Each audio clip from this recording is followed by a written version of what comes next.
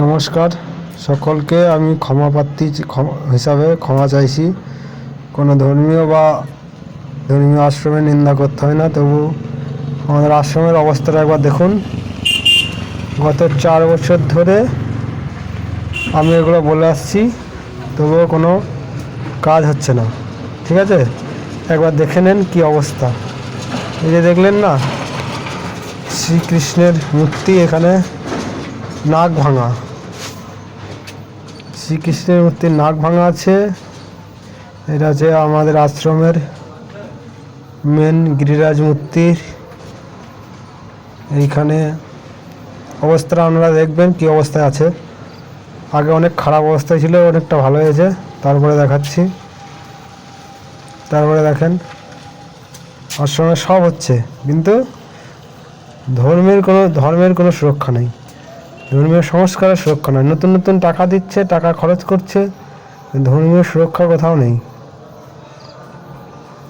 এখানে আমাদের দেবাদিদেব মহাদেব শিবলিঙ্গ মূর্তি দেখেন। এইসবগুলো দেখে কি আমাদের ভাবভক্তি জাগবে? এত টাকা খরচ করে একটা আশ্রমের নাম তো ভাবভক্তি জাগার জন্য, কিন্তু দর্শনে যদি ভাবভক্তি না জাগে, তাহলে সেই আশ্রমের মহাত্মা বা মহত্ব কী থাকে আমি জানি না।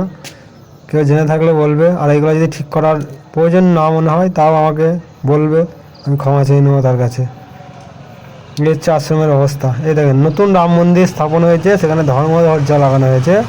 এটা ধর্মধ্বজার অবস্থা দেখেন, পতাকাটা উঠছে না কি হচ্ছে, ভেঙে পড়ে আছে। অবস্থাটা দেখেন, ধর্মধ্বজা লাগিয়েছে, তা কী অবস্থা দেখেন। প্রচুর টাকা খরচা করে মন্দির হয়ে গেল, একটা ধর্মধ্বজা 3 টাকার জিনিস, সেটাকে ঠিক করার লোক নেই, ঠিক করার প্রয়োজনও মনে করে না। আমরা মন্দির মূর্তি স্থাপন করি মনের মধ্যে ভাব ভক্তি জাগানোর উদ্দেশ্যে। ভাব ভক্তি জাগবে, ধর্মীয় অনুপ্রেরণা জাগবে, সেই জন্য। কিন্তু এখানে আশ্রমের কী অবস্থা দেখেন। 4 বছর ধরে বলে বলে বলে বলে কোনো রকম সংশোধন কেউ করছে না। উল্টো পাল্টা বক্তব্য, উল্টো পাল্টা বিরোধ, উল্টো পাল্টাই দেখেন। রাম মন্দিরের একটা মুড়ি হয়নি, কত লাখ টাকা দিয়ে সব খরচ করে রাম মন্দির হয়ে গেল, কিন্তু রাম মন্দিরে একটা মুড়ি হয়নি, জল ব্যবস্থার মুড়ি হয়নি।